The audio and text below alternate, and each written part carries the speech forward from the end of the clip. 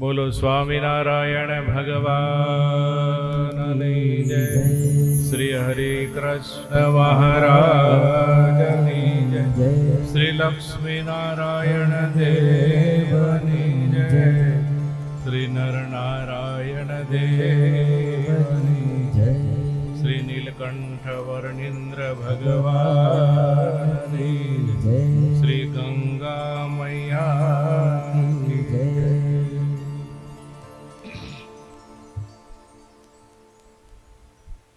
પરમ કૃપાળુ પરમાત્મા ભગવાન સ્વામિનારાયણ એમની દિવ્ય કૃપાથી આ ઋષિકેશને આંગણે જન્મગલ ધામના દિવ્ય ઉદ્ઘાટન મહોત્સવ પ્રસંગે ભગવાન સ્વામિનારાયણના લીલા ચરિત્રોથી ભરપૂર એવી દિવ્ય શ્રીમદ સત્સંગી જીવનની સપ્તદિનાત્મક ભાગીરથી ને કિનારે ભાગીરથી ગંગા વહી રહી છે. ત્યારે આ કથાના વક્તા બધા જ સંતો પ્રત્યે ખૂબ જેનો આદર ભાવ છે એવા ખૂબ નિર્માની નિખાલસ એવા સરળ મૂર્તિ પૂજ્ય નિર્ભયચરણ દાજી સ્વામી, પૂજ્ય સાધુતા મૂર્તિ ભક્તિ સંભવ દાજી સ્વામી, અમારે બધા મિત્ર સંતો હરિસ્વરૂપ સ્વામી, સર્વમંગલ સ્વામી, દિવ્ય સ્વામી, સહિતા પાટના અમારે ત્યાગ સ્વામી, સભામાં વિરાજમાન અમારે આનંદ સ્વામી આદિ સર્વે વાલા સંતો પાર્ષદશ્રીઓ અને અમારે હરેશભાઈ યજમાન શ્રી આદિ સર્વે આ દિવ્ય કથાનો લાભ લેવા પધારેલા સર્વે ભક્તોને ભાવથી જય સ્વામિનારાયણ. પેલો દિવસ છે એટલે ઠાક્યા હસ્યું ખરા, પણ માં ગંગાનું સાનિધ્ય એવું છે, બધો ઠાક ઉતારી દેવો. અમારે સંતોને તો બહુ સારું, ઉપર રહેવાનું, નીચે નાવાનું, જ્યારે ઈચ્છા પડે ત્યારે ધુબાકા દેવાના. પૂજ્ય નિર્ભય ચરણ સ્વામીએ એવું દિવ્ય સ્થાન બનાવ્યું. હમણાં જ મંદિરમાં હતા ત્યારે યજમાન હિંમતભાઈ વાત કરતા હતા કે એક જ હૃદયમાં તાન છે કે બધા જ સંતોને અહીંયા ખૂબ સાચવવા છે. આ સ્થાનની અંદર સંતો આવે ને બધા એને આનંદ આનંદ આનંદ જ થાય, મોજ જ થાય. અને અમે લગભગ 14-15 તારીખે અહીંયા આવ્યા સ્વામીની સાથે વડતાલથી બસમાં. તો અગાઉ 5-6 દિવસ બહાર હતી એટલે સવારના સમયમાં સેવા કરીએ અને બપોર પછી બધે દર્શન કરવા જઈએ તીર્થોમાં, અને હવાર હાંજ ગંગાજીમાં સ્નાન કરીએ. એટલે 2 ડગલા હાલી અને તરત ગંગાજીમાં સ્નાન કરાય. અને અમે જોયા લગભગ ઘણા તીર્થોના ઘાટોના દર્શન કર્યા. હરેશભાઈ, આવો ઘાટ નિરાળો તમને ક્યાંય મળશે નહીં. એટલો સુંદર ઘાટ, નીરવ શાંતિ. એટલે ભગવાનની કૃપાથી સ્વામિનારાયણ સંપ્રદાયનું એવું દિવ્ય સ્થાન બન્યું છે. એ દિવ્ય સ્થાનની સાથે એ દિવ્ય સ્થાનના નિર્માતા એવા પૂજ્ય નિર્ભય ચરણ સ્વામી છે. હો, જેવું નામ છે ને એવા જ એના ગુણ છે. હો, ભગવાન સ્વામિનારાયણ નું શરણું છે ને એ નિર્ભય કરનારું છે. નિષ્કોળાન સ્વામી કહે છે હો કે નિર્ભય ચરણ છે નાથના સેવો શ્રદ્ધાએ સંત. હે જીવાલા નીરાભાય ચરણ છે નાથના સેવો શ્રદ્ધાએ સંત.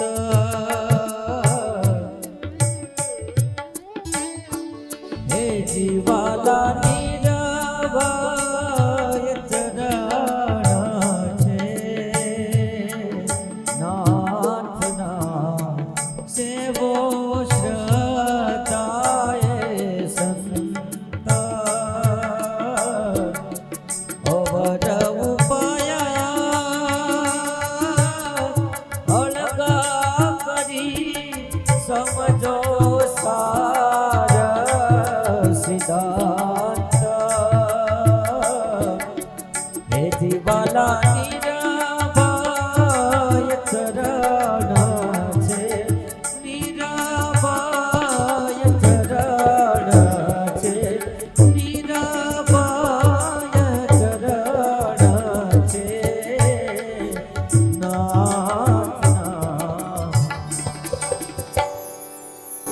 ભગવાન એક જ એવું પાત્ર છે ત્યાં કોઈ પ્રકારનો ભય ક્યારે લાગતો નથી. બાકી માણસ માત્રમાં આપણે ભય લાગે ને લાગે.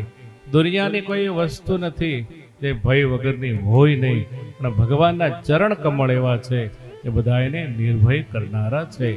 એવા નિર્ભય ચરણ કરનારા ભગવાન, એના જે દાસ એ નિર્ભય ચરણ દાસ હો. એવા નિર્ભય ચરણ સ્વામી, પ્રગલ્ભ સ્વામી, એવા જ એમનું પડછાયો થઈને ચાલનારા હો. રાત દિવસ સ્વામીની સાથે રહીને ખૂબ સેવાઓ કરે. 2 દિવસથી સ્વામીની તબિયત નરમ હતી છતાં પણ સેવાની એટલી ભાવના, માંદગીની અંદર પણ સેવા કરે. કોમ્પ્યુટરની જે ડિઝાઇન આ તે બધું, એટલે આખું મંડળ જ સ્વામીને એવું ભગવાનની કૃપાથી પ્રાપ્ત થયું. હરિકૃષ્ણ ભગત હોય, ભક્તિપ્રિય સ્વામી હોય, ગુંજન ભગત હોય, કાળુ ભગત, આખું મંડળ ખૂબ સેવા ભાવી. અને આ તો તીર્થનું ધામ છે. અહીંયા તો બધા જ આવે, સારા માણસો આવે, નરસા માણસો આવે, બધાને સાચવવાના, ભગવાનનું સ્વરૂપ સમજીને બધાને સાચવવાના, ખૂબ બધાની સેવા કરવાની. એટલે અહીંયા તો માથામાં બરફ રાખીને જે વર્તે ને એનું જ કામ. તીર્થમાં તો બધા માણસો આવવાના. શિક્ષણનું ધામ હોય ત્યાં તો બધું શું કહેવાય, જો હુકમી હાલે, પણ અહીંયા કંઈ હાલે નહીં. અહીંયા તો સેવા કરવા જ બેઠા છો ત્યારે તો બધા સેવા તમને દેવા માટે આવવાના જ છે. માટે આવું જે ધામવાલા ભક્તો બન્યું છે, ત્યારે આ ધામને કિનારે ઋષિકેશ ભગવાનનું દિવ્ય ધામ, અહીંયા જ હિમાલયનો દિવ્ય પ્રારંભ થાય છે. આજુબાજુ તમે જુઓ, હિમાલયની મોટી મોટી શિખરો તમને જોવા મળશે. ને મને પૂજ્ય સ્વામીએ વિષય પણ આપ્યો છે ઋષિકેશના તીર્થો. આપણે 7 દિવસની કથા દરમિયાન લગભગ 3 દિવસ એવા સ્વામીએ પાડવા છે કે આપણે બપોર રસીના સેશનમાં 1 દિવસ આપણે ઋષિકેશના તીર્થોના દર્શન કરવા જવાનું છે, 1 દિવસ હરિદ્વારના, અને 1 દિવસ અહીંયાથી નીલકંઠ મહાદેવ છે. આ 3 દિવસ આપણે બપોર પછીના સેશનમાં દર્શનનો લાભ લેવાનો છે. એમાં આપણે ઋષિકેશના દર્શન, જે બધા તીર્થો છે એના આપણે તીર્થોની થોડી માહિતી, એનો મહિમા આપણે શ્રવણ કરીશું. વાલા ભક્તજનો, આપણે સમીપમાં જ આમ હરિદ્વારથી ચાલ્યા આવતા હોઈએ તો રસ્તામાં જ આપણે હમણાં ત્રિવેણી ઘાટ ઉતર્યા ને, એ ત્રિવેણી ઘાટનો અદ્ભુત અલૌકિક મહિમા છે. જે ભરત મંદિરે આપણે પોથી પૂજન થયું એનો પણ અલૌકિક મહિમા, એ નજીકના જે તીર્થો છે એનું વર્ણન પૂજ્ય દિવ્ય સાગર સ્વામી કરવાના છે. એટલે મેં અહીંયા એનું વર્ણન કરવાનો નથી, પણ દૂર વીરભદ્ર મહાદેવ છે એની થોડી માહિતી તમને આપું. વીરભદ્ર મહાદેવ અમે બધા સંતો દર્શન કરવા ગયેલા. ત્યાં ભગવાનના દૂત વીરભદ્ર ને શાંત ભગવાને પાડેલા.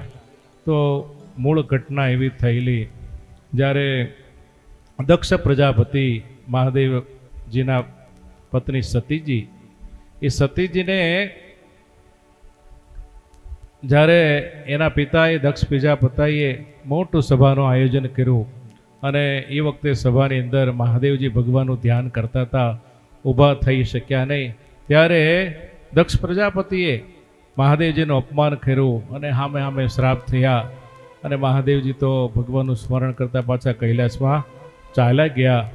આ બાજુ દક્ષ પ્રજાપતિને અતિશય ભગવાનની સાથે વેરભાવ થયો અને એને નક્કી કર્યું, આજ પછી શંકરનો ભાગ યજ્ઞમાં રાખવો નહીં, અને મહાદેવજીના ભાગ વગરનો યજ્ઞ કરવાનું એને નિર્માણ કર્યું. હરિદ્વારની અંદર કનખલ છે, કનખલને કિનારે યજ્ઞનો પ્રારંભ થયો.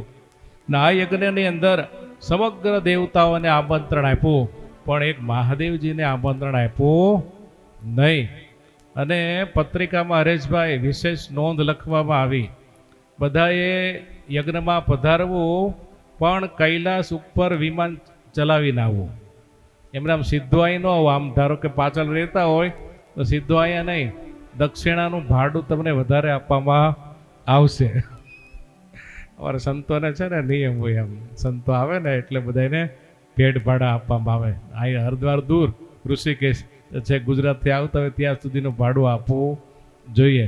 એટલે દક્ષ પ્રજાપતિએ કંકોત્રીમાં વિશેષ નોંધ કરેલી.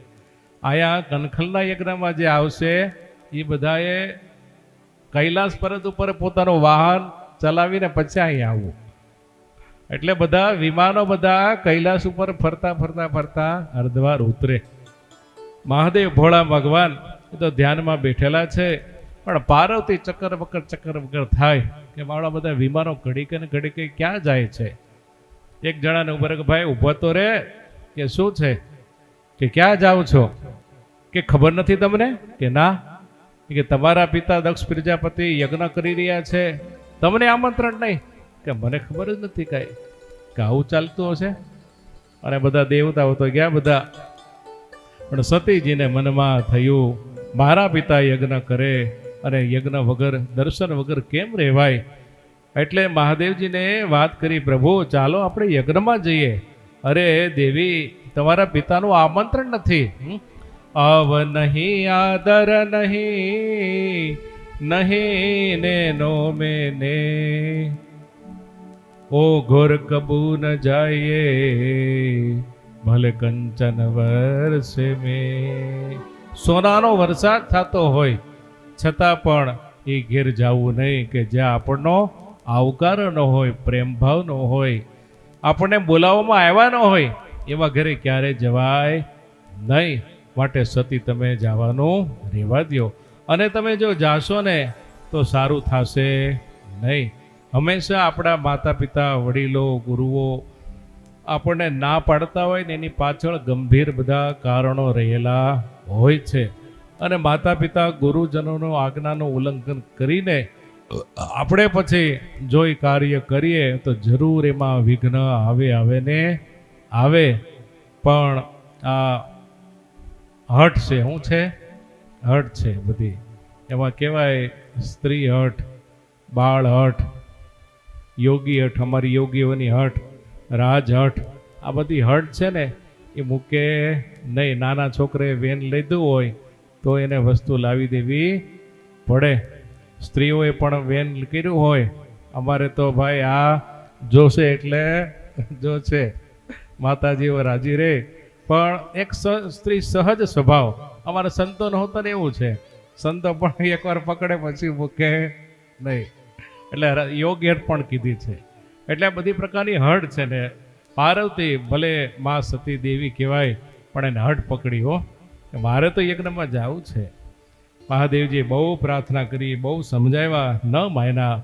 અને પછી પાર્વતી પોતાના પિતાના યજ્ઞમાં જાય છે. હો, પિતા ભવન જબ ગઈ ભવાની, દક્ષ ત્રાસ કો નાસનમાની, સાદર ભલે હી મિલી એક માતા, સાદર ભલે હી મિલી એક માતા, ભગિની મિલી બહુત મુસ્કાતા, ભગિની મિલી બહુત મુસ્કાતા. પિતા ભવન જબ ગઈ ભવાની, દક્ષ ત્રાસ કાહુન સનમાની. આ દેવી સતી પાર્વતીની પત્ની છે એવું સમજીને કોઈએ સન્માન કર્યું નહીં. કારણ જો એને બોલાવશું, સન્માન કરશું, વાત કરશું, તો યજમાન રિહાઈ જશે. યજમાનને રાજી રાખવા મા પાર્વતીનું, સતીજીનું બધા અપમાન કરે છે, પણ માના હૃદયની અંદર બહુ ભાવ હોય છે. હો, દુનિયા આખી અપમાન કરે, વેર કરે, વિરોધમાં જાય, પણ માનું હૃદય છે ને હંમેશા વિશાળ હોય છે. હો, અને મા અતિ હેતથી બોલાવ્યા છે. પાર્વતીને ખૂબ લાડથી મેળા છે, ભેટા છે. બધી પોતાની બહેનો હતી એ મનમાં મરક મરક હસે છે, ઉપેક્ષા કરે છે. એકલા આવ્યા, જો ઓલા બધા સજોડે આવ્યા હતા, પણ આ આવ્યા હતા પાર્વતી એકલા, નથી આમંત્રણ છતાં પણ આવ્યા છે. આમ બધા મસ્કરી કરે છે અને ન બોલવાનું બોલે છે. યજ્ઞમાં જોયું કાંઈ મહાદેવજીનો ભાગ મળ્યો નહીં, સ્થાન મળ્યું નહીં. પાર્વતીને અતિશય ક્રોધ થયો છે. ને ક્રોધના આવેશની અંદર આવીને લાળચોળ થયા ને પોતાના શરીરમાંથી અગ્નિ પ્રગટ કરીને એ જ યજ્ઞ કુંડની અંદર બળીને ભસ્મ થઈ ગયા છે હો. અને આ બાજુ સતીજી બળી મળ્યા. મહાદેવજી તો ધ્યાનમાં છે. સમાચાર કોણ આપે? સમાચાર આપવાનું કામ કોનું? નારદજીનું. હો. નારદજી નારાયણ નારાયણ નારાયણ કરતા પહોંચ્યા કૈલાસ અને ભોળાનાથ ધ્યાન કરતા હતા. ભોળાનાથને કીધું, હે પ્રભુ જાગો જાગો. શું કે કઈ ખબર છે? શું ખબર છે? સતી ગયા, તમે એકલા થઈ ગયા. શું વાત કરો છો? હા ભવાની નથી હવે દુનિયામાં, એ તો યજ્ઞમાં બળી મુવા. અને આમ સવા સમાચાર સાંભળ્યા. મહાદેવજી ક્રોધાયમાન થયા, આંખો લાળ ચોળ થઈ અને આકાશની અંદર દ્રષ્ટિ નાખી અને વિકરાળ સ્વરૂપ ધારણ કર્યું. જટા પછાડી જટામાંથી વીરભદ્રને પ્રગટ કર્યો છે અને આજ્ઞા કરી છે, જાઓ વીરભદ્ર, અત્યારે ને અત્યારે યજ્ઞનો વિધ્વંસ કરો અને દક્ષનો નાશ કરો. અને વીરભદ્ર આવ્યા છે અને દક્ષ પ્રજાપતિનું માથું કાપીને યજ્ઞમાં હોમી દીધું છે. આ બાજુ વીરભદ્ર શાંત તથા નથી, અતિશય ક્રોધને લીધે. એ વખતે મહાદેવજી અતિ કૃપા કરીને આવ્યા છે. કનખલ વીરભદ્રને શાંત કર્યા છે અને વીરભદ્રને લાવીને શાંતિ આપી છે, ભેટા છે. વાલા ભક્તજનો, પૂજ્ય સદગુરુ સંતો પધાર્યા છે સભામાં. આપણે તાલીના નાદથી બધાય વડીલોનું સન્માન કરીએ. વાલા ભક્તજનો, જે જગ્યાએ મહાદેવજી વીરભદ્રને ભેટા, ત્યાં વીરભદ્રેશ્વર મહાદેવનું મંદિર નિર્માણ કરવામાં આવેલું છે. આજથી 1300 વર્ષ પહેલા આ મંદિરનું નિર્માણ થયેલું. અમે બધા સંતો ત્યાં દર્શન કરવા ગયેલા છીએ. આપણે પણ સમય મળે ત્યારે અચૂક એ મંદિરે દર્શન કરવા બધાએ જાવું. વાલા ભક્તજનો, આ ઋષિકેશની અંદર લગભગ તો આખું ઋષિકેશ આ મંદિરોથી, આશ્રમોથી જ ભરેલું છે. નામ જ ઋષિકેશ. જ્યાં ઇન્દ્રિયનું સંયમન થાય, ઇન્દ્રિયો શાંત થઈને ભગવાનના સ્વરૂપમાં લાગે, એને જ ઋષિકેશ કહેવાય છે. આ ઋષિકેશની અંદર આપણે આ ઘાટની અંદર આગળ ચાલીએ, ચાલતા ચાલતા આગળ જઈએ એટલે ચંદ્રભાગા નદી આવે છે. એ ચંદ્રભાગા નદી સૂકી છે, પાણી છે નહીં. ચંદ્રભાગાના નીચેનો જે ભાગ, દક્ષિણનો ભાગ, એને ઋષિકેશ કહેવામાં આવે છે. અને ઉપરનો જે ભાગ છે એને મુનિકી રીતિ કહેવામાં આવે છે. એટલે મુનિની રીતિની અંદર જે ત્યાં આશ્રમો વધારે છે અને અહીંયા રહેઠાણ, આ બાજુ રહેઠાણ વધારે છે. આપણો જે આશ્રમ છે આ એ ઋષિકેશ નિગમની અંદર કહેવામાં આવેલો છે. માયાકુંડ વિસ્તાર, નાવઘાટ કહેવાય છે. તો આ ઋષિકેશની અંદર આપણે ચંદ્રભાગા નદીને કિનારે જઈએ, ત્યાં ચંદ્રેશ્વર મહાદેવનું એક મંદિર છે. ચંદ્રેશ્વર મહાદેવ પહેલા ત્યાં સ્થાપના ચંદ્રેશ્વર મહાદેવની થયેલી. એનો ઇતિહાસ એવો કે પૂર્વે ચંદ્રજી, જે આકાશની અંદર ચંદ્રમાદેવ છે ને, એ ચંદ્રમાદેવને 27 પત્ની, દક્ષ પ્રજાપતિની જે આપણે વાત કરી, એમની આકાશની અંદર જે નક્ષવણીઓ છે 27, એ 27 પત્નીના લગ્ન ચંદ્રદેવની સાથે થયેલા. પણ ચંદ્ર એમાંની એક પત્ની જે રોહિણી, એની સાથે વધારે પ્રેમ કરતા હતા, બીજી પત્નીને ઓછો પ્રેમ આપતા. એટલે દક્ષ પ્રજાપતિને ખબર પડી અને શ્રાપ આપ્યો કે જા ચંદ્ર, તને ક્ષય થઈ જાય. તે દિવસથી આ ચંદ્રમાં છે ને એ વધે ને ઘટે છે. પડવો, બીજ, ત્રીજ, ચોથ, પાંચમ થાય ને, એ બધા શ્રાપને લીધે થાય છે. અને પછી એ શ્રાપમાંથી મુક્ત થવાને માટે ચંદ્રમાજી ફરતા ફરતા ફરતા આ ઋષિકેશની અંદર આ ચંદ્રભાગા અને ગંગાજીનું જ્યાં મિલન થાય છે, એ મિલનને કિનારે આવ્યા અને ત્યાં 10,000 વર્ષો સુધી ચંદ્રમાજીએ તપ કર્યું. ભગવાન મહાદેવજી પ્રસન્ન થયા, ચંદ્રદેવને ભેટા છે, એના ક્ષય રોગને નાશ કર્યો છે અને ચંદ્રમાને પોતાના મસ્તક પર ધારણ કર્યો છે. એવું દિવ્ય સ્થાન આપણી બાજુમાં છે. માટે વાલા ભક્તો એના દર્શન કરવા જાજો.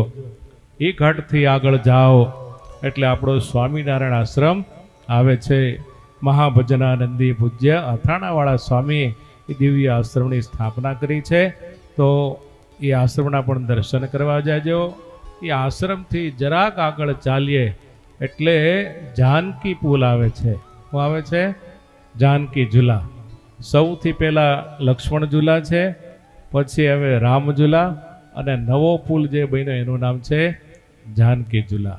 એ જાનકી ઝૂલા અમે બધાએ સંતો, નીલકંઠ ભગત હતા ને સાથે, બધાએ સંતો ચાલતા ચાલતા ગુંજન ભગત એવી મીઠી મીઠી વાણી કે બધા સંતોને લઈ ગયા.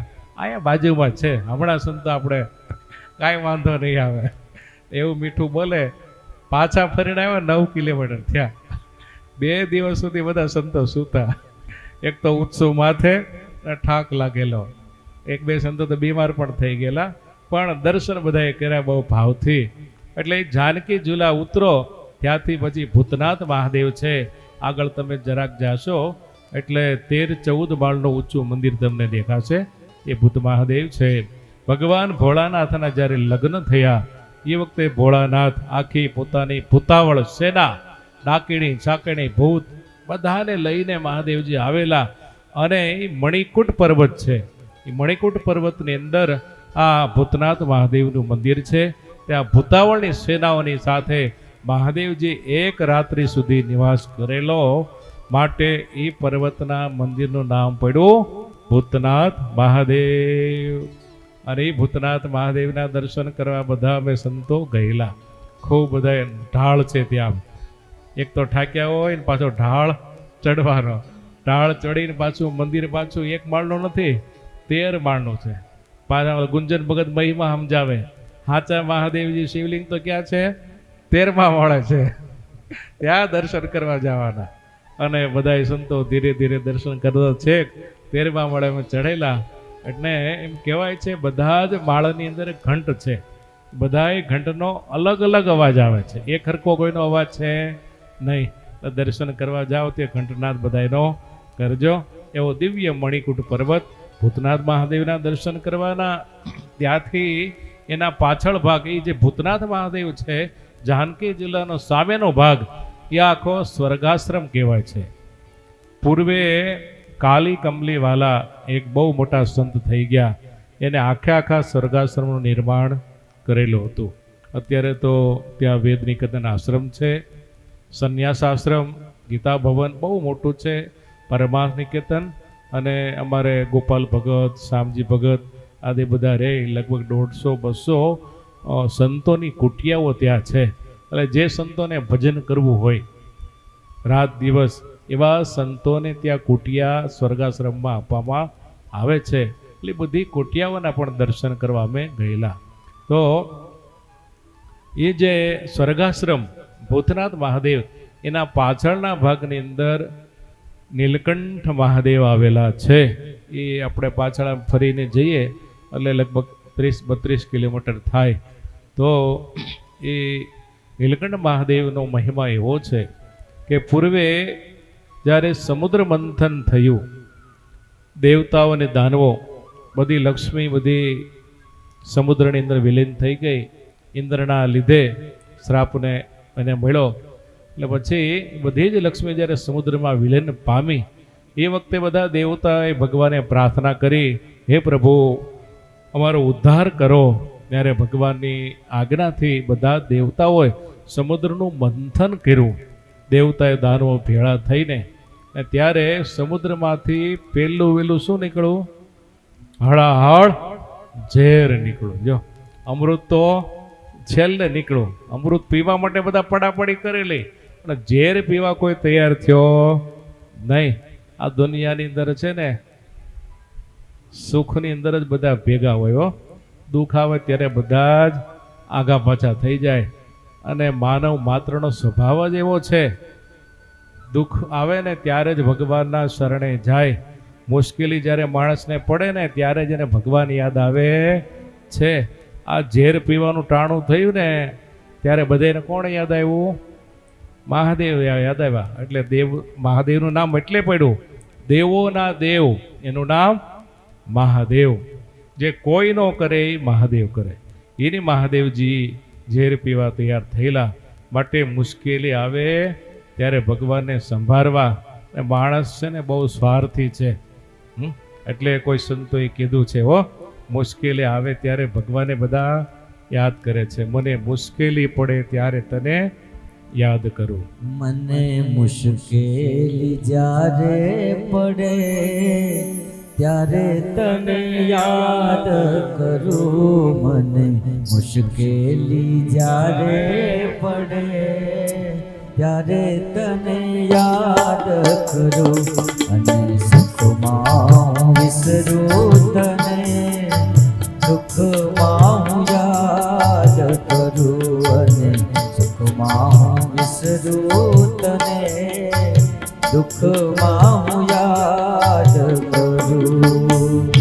મૂડી હોય ત્યારે બે પૈસાની બની જાઉં હું ત્યારે બહુ અભિમાની.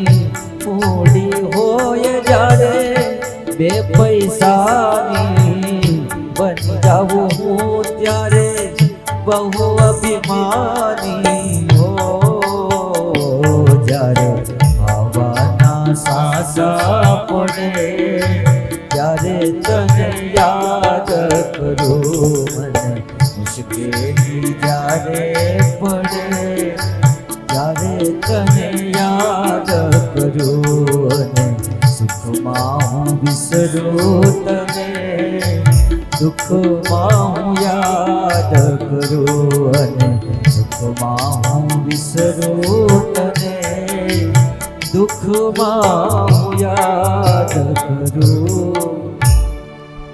મને મુશ્કેલી જ્યારે પડે ત્યારે તને યાદ કરું. એ હિંમતભાઈ, મુશ્કેલી પડે ત્યારે ભગવાનની પાસે જાય છે ને. હો સુખ મેં સુમિરન કોઈ ન કરે, દુઃખ મેં બધા દુઃખમાં કરે છે ને. માટે સુખ મેં જો સુમિરન કરે ત્યારે એને દુઃખ ક્યારે હોતું નથી. અને માણસ માત્રને, દેવતા માત્રને, દેવો માત્રને જ્યારે દુઃખ પડ્યું, આ ઝેરને કોણ પીશે? કારણ કે ઝેર પ્રગટ થયું, આખે ત્રિલોકીની અંદર હાહાકાર થઈ ગયો. ત્યારે બધા દેવો મહાદેવની પાસે આવ્યા. અને મહાદેવે હળાહળ કૂટને જ્યારે પોતાના કંઠની અંદર ઉતાર્યું છે, એ વખતે મહાદેવજીએ ગળા, સતીજીએ મહાદેવના ગળાને પકડી લીધું, નીચે ઉતરવા દીધું નહીં. માટે ગળાની અંદર બધું ઝેર સ્થિર થયું. ગળું આખું નીલ થયું, કંઠ આખો નીલો થયો.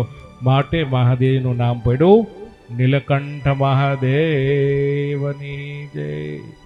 અને એ નીલકંઠ જ્યારે પ્રભુને ખૂબ પીડા થઈ, અતિશય વેદના થઈ, ત્યારે ભગવાન એ નીલકંઠ મહાદેવ જ્યાં પર્વત છે ત્યાં પ્રભુ પધાર્યા છે.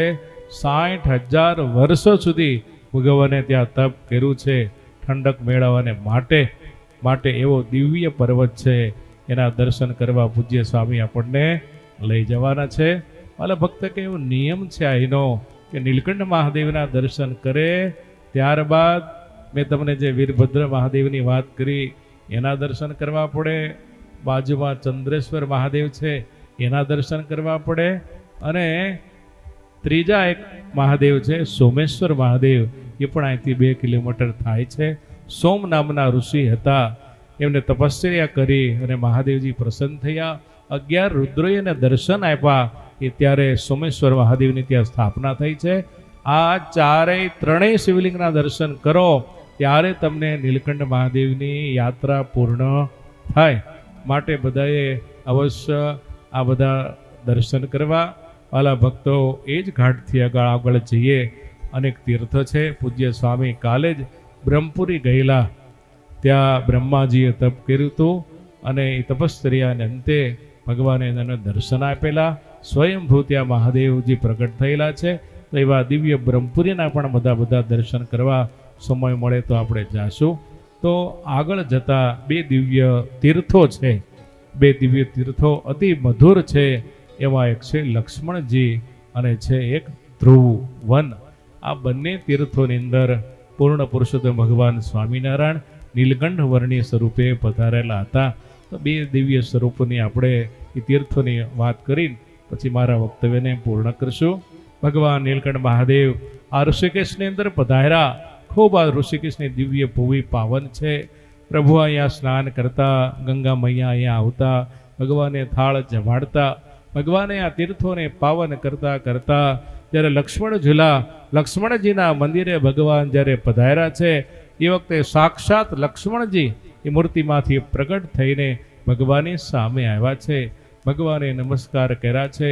ભગવાન લક્ષ્મણજીને અતિ ભાવથી ભેટા છે અને ભગવાન ગંગાજીમાં સ્નાન કરીને એ ગંગાના કિનારે વિરાજમાન થયા. લક્ષ્મણજી ભગવાનની માટે દિવ્ય બધા ફૂલ ફળ લઈ આવ્યા છે, ભગવાનને ધરાવ્યા છે. એ વખતે ભગવાન ફળને જમતા જાય અને લક્ષ્મણજીની સાથે વાતો કરતા જાય. હે લક્ષ્મણ, તમારું જે કર્તવ્ય, તમારું અમારી પ્રત્યે જે ઋણ છે ને એને જ્યારે જ્યારે સંભાળીએ છીએ ને ત્યારે અમારા અંતરની અંદર અતિશય વેદના રુદન થાય છે. તમારા દિવ્ય કાર્યોને ઉપકારને સાંભળીને અમને અતિશય રુદન આવે છે. કારણ કે તમે અમારા માટે કેવો ત્યાગ કર્યો. વનવાસ તો અમને હતો, પણ 14 વર્ષ સુધી તમે અમારી માટે ભૂખ દુઃખને સહન કર્યા. 14 વર્ષ સુધી તમે નિદ્રાનો ત્યાગ કર્યો, રાજપાટનો ત્યાગ કર્યો. હે લક્ષ્મણ, આ જગતની અંદર તમારી જેવો ભાઈ મળે નહીં હો. ને જ્યારે એ ઋષ્ય પર્વતની અંદર ગયા એ વખતે જાનકીના ઘરેણા જ્યારે આપવામાં આવ્યા, સુગ્રીવે આપ્યા, ત્યારે એ ઘરેણા જ્યારે તમે જોતા હતા ને ત્યારે તમે વાત કરી, હે લક્ષ્મણ, કે ન જાનામી કેયું રે, આ કુંડળને હું જાણતો નથી કે નથી આ ગળાના હારને જાણતો, પણ નિત્ય પાદાભિ વંદનાથ, આ ઝાંઝરને જાણું છું. શા માટે? કે 14 વર્ષ સુધી લક્ષ્મણજીએ ભગવાનના દર્શન કરતા, પણ મા સીતાજીના ક્યારે મુખારવિંદના એને દર્શન કર્યા નહોતા. જ્યારે જ્યારે નમસ્કાર કરે ત્યારે ચરણમાં મસ્તક નામાવીને નમસ્કાર કરતા. એટલે મા સીતાએ જે ઝાંઝર ધારણ કર્યા હોય ને એ જ એમને ખ્યાલ હતા. કાનના કુંડળ ક્યારે મોઢું જોયું જ નહોતું. તો સીતાજી કેવા હોય, કેવા માટે ને યતિ કહેવામાં આવતા. આવા લક્ષ્મણજી હતા. એ લક્ષ્મણજીના દિવ્ય ગુણોને યાદ કરીને મહાદેવ પ્રભુ નીલકંઠ વર્ણી અતિ વ્યાકુળ થયા છે. લક્ષ્મણજીને ભેટા છે. વાલા ભક્તજનો, ભગવાન લક્ષ્મણજીને ખૂબ રાજી કરવાને માટે 3 દિવસ સુધી લક્ષ્મણપુરની અંદર રહેલા છે. એવું દિવ્ય લક્ષ્મણ મંદિર છે. એના દર્શન કરવા આપણે બધાએ અવશ્ય જાવું. કારણ મહાપ્રસાદી ભૂત છે. એનાથી એની એક્ઝેક્ટ સામેના ભાગમાં તપોવન આવેલું છે, જ્યાં ધ્રુવજીએ તપ કર્યું હતું. ભગવાન નીલકંઠ પ્રભુ પણ ચાલતા ચાલતા ત્યાં ગયેલા છે. જે જગ્યાએ ધ્રુવજીએ તપ કર્યું ત્યાં જ ભગવાને સ્વયં તપ કરીને ધ્રુવજીને અર્ઘ્ય ભગવાને આપેલું છે.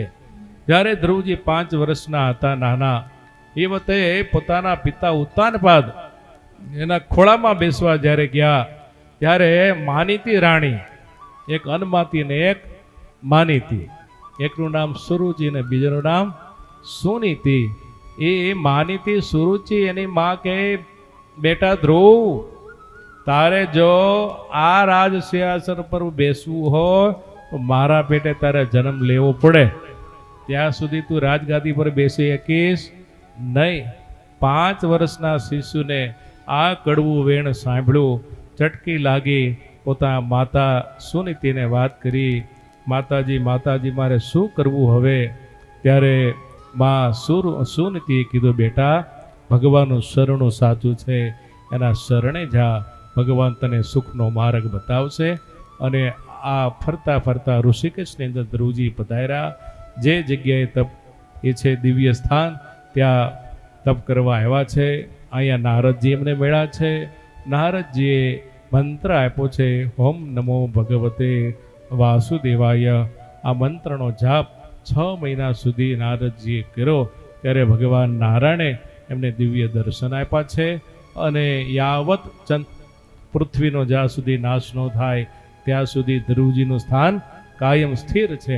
બધા જ તારાઓ આકાશની અંદર છે એ ગતિમાન થાય, ફરતા હોય, પણ ધ્રુવનો ક્યારેય તારો ફરતો સ્થિર હોય છે. માટે એવું જે ધ્રુવને સ્થિર શાસન પ્રાપ્ત થયું ભગવાનની કૃપાથી. માટે એવા જે ધ્રુવજી એ બાળપણની અંદર પણ તપ કરેલું છે અને પોતે મોટા થયા, બધો રાજપાટનો ત્યાગ કરીને આવ્યા ત્યારે પણ આ જગ્યાએ ધ્રુવજીએ તપ કરેલું છે. એવી ઇતિહાસ કથાઓ છે. માટે વાલા ભક્તજનો, આ બધા દિવ્ય ધામ એના દર્શન કરવા અવશ્ય આપણે જાવું.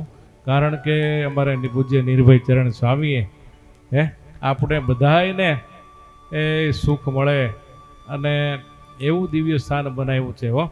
અહીંથી જવાનું મન થતું નથી. અહીં આવીએ ને આમ શાંતિ શાંતિ શાંતિ થઈ જાય. માટે પૂજ્ય સ્વામીનો જેટલો આભાર માનવો એટલો આપણે ઓછો છે. આપણા બધાની માટે બનાવ્યું છે. માટે અવશ્ય આ સ્થાનનો લાભ લેવો. ઉનાળાના સમયની અંદર જ્યારે રજા હોય ત્યારે અવશ્ય અહીંયા આવીને ભગવાનનું ભજન કરવું અને ગંગાજીમાં સ્નાન કરવું. માટે વાલા ભક્તજનો, આ ઋષિકેશના તીર્થોનો વર્ણન મહિમા પૂજ્ય સ્વામી કીધું એ પ્રમાણે નાની કલી ભાષાની અંદર વર્ણન કર્યું છે. ખાસ તો આપણે બધાય એ તીર્થોના દર્શન કરીએ ત્યારે વધારે આનંદ આવે. એટલે સ્વામીએ 3 દિવસ સુધી આ દિવ્ય યાત્રાનું દર્શન કરાવ્યું છે. આપણે બધા અવશ્ય આ તીર્થોના દર્શન કરવા જશું. બીજો વાલા ભક્તો, અમારા ગુરુ પૂજ્ય શાસ્ત્રી સ્વામી ભક્તિજીવન દાજી સ્વામી, એ સ્વામીની મોટી ઉંમર એટલે આવી શકે નહીં, પણ પૂજ્ય સ્વામી નિર્ભય ચરણ સ્વામીને સાથે સ્વામીને ખૂબ લગાવ અને ભાવ.